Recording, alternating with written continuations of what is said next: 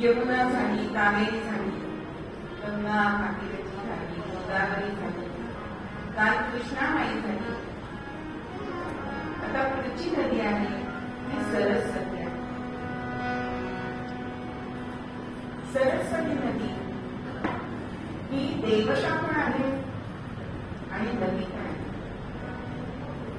कारण सरस्वती नदी ही ज्ञानतत्वाचं वर्णन करत असते. म्हणून सरस्वतीचे पूजन आपण नेहमी शाळांमध्ये दसऱ्याला, पाडव्याला असं करत असतो. कारण ती कशी आहे, ज्ञानदात्री सुद्धा आहे. म्हणून कवी म्हणतात, नदी कल्पनामयी ज्ञान विभामयी, नदी कल्पनामयी ज्ञान विभामयी,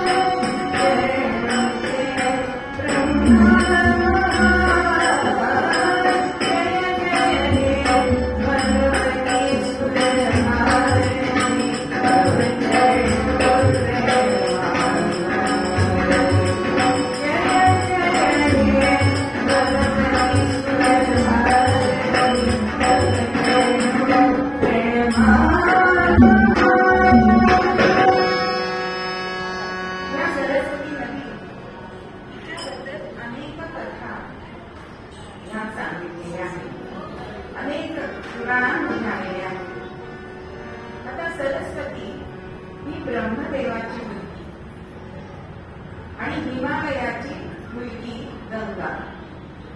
आता तू श्रेष्ठ का मी श्रेष्ठ असं दोघींमध्ये भांडण झालं. कडाक्याचं म्हटलं तरी हरकत नाही, कारण शेवटी देवता तरी असल्या तरी स्त्रिया कडाक्याने भांडतात. तर असं या सरस्वती आणि गंगेमध्ये अतिशय वाद झाला. इतका विकोपाला गेला की देवाने त्यांना शाप दिला की तुम्ही मृत्यू लोकामध्ये नद्या होऊन तिथे वाहत राहा. म्हणून सुद्धा ही भूतलावर आलेली अशी ही सरस्वती नदी आहे. एकदा बळवानर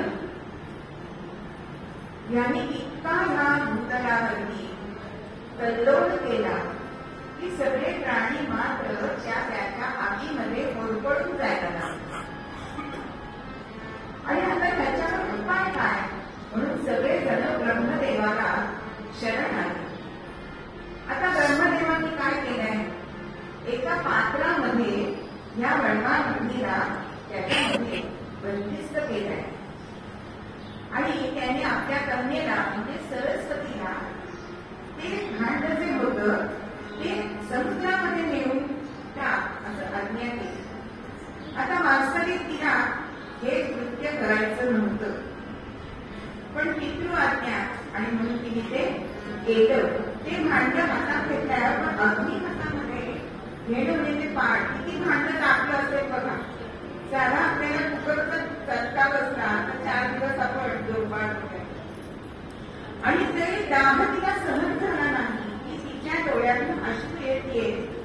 शेवटी ती समुद्राकडे जाते आणि तिथेच ती नदी रूप होऊन वाहू लागते, अशी एक कथा तिच्याबद्दल सांगितली. एकदा शिवांनी तिच्यामध्ये स्नान केलंय आणि थोडीशी सरस्वती नदी लहान मुली कशा अल्लड असतात तशी आहे, पटकन कोणाचं न ऐकणारी अशी आहे.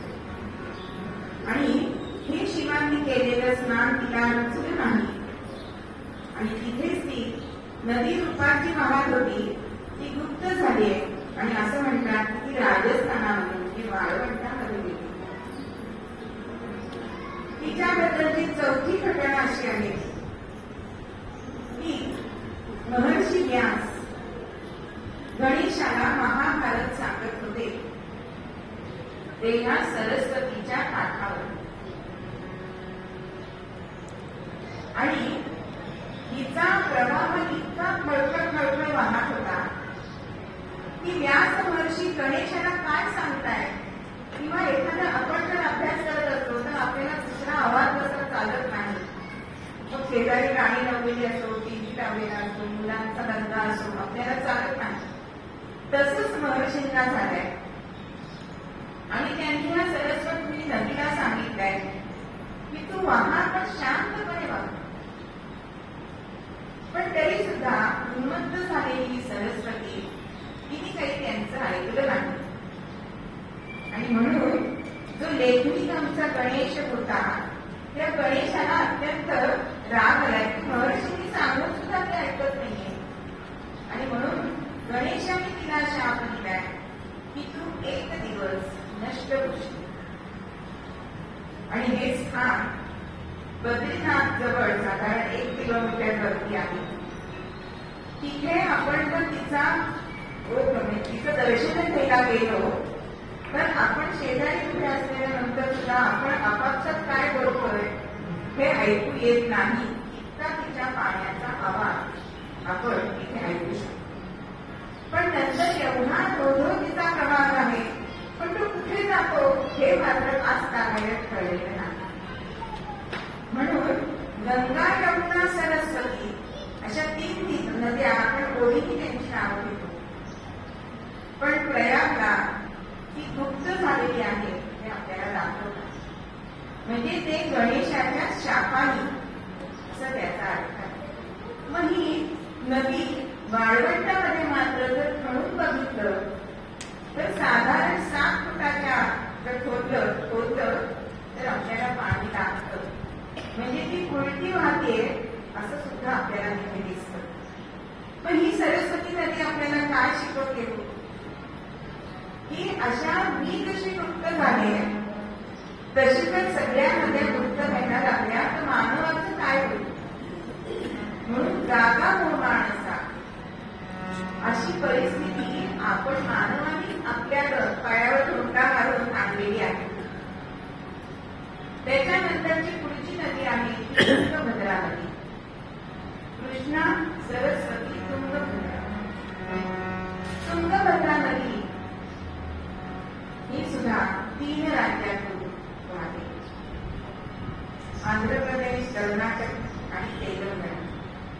मग हिची उत्पत्ती कशी झाली आहे तर ज्या वेळेला कश्यप मुनी आणि दिती यांचा मुलगा हिरण्याक्ष म्हणजे हिरण्यकश्यपूचा मोठा भाऊ यांनी शंकरांची तपश्चर्या करून सगळ्या पृथ्वीला त्रिभुवनाला त्राही भगवान करून सोडलं होतं.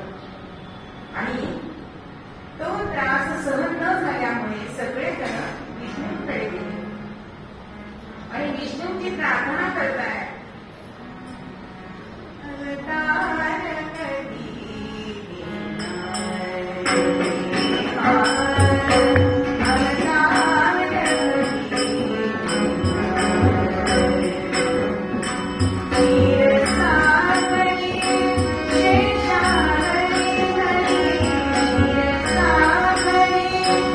शेषा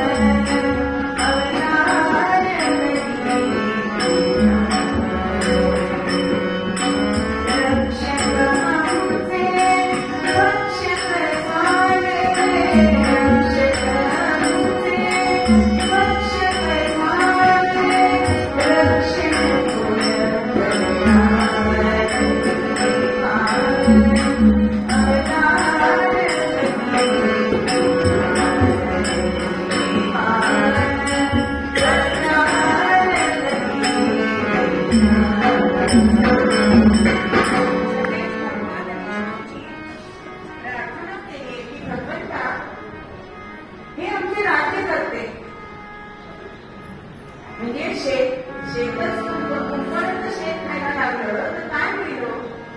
तशी तुमची अवस्था झाली म्हणतात. आता याच त्रासातून आम्ही कधी निघणार? आणि मग भगवान विष्णूंनी